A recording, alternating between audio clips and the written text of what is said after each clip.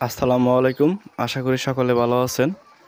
আমার চ্যানেলে যারা দর্শক আছেন তারা অনেকে জানেন যে আমি আমার ফার্মের প্রতি মাসের লাভের টাকা এবং কত টাকা খরচ গেছে সেগুলো একটি ভিডিও আকারে প্রকাশ করি। তো এ মাসেও এর ব্যতিক্রম নয়। তো জুলাই মাসের লাভের হিসাব আমি এখন দিব।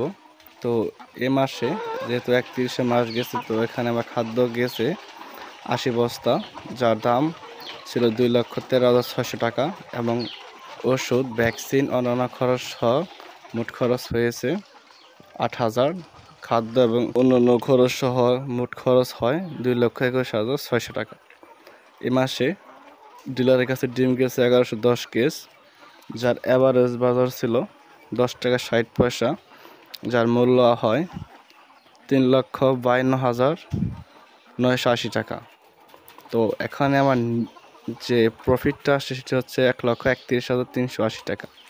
আলহামদুলিল্লাহ, এ মাসেও মোটামুটি ভালো রকমের লাভ হয়েছে।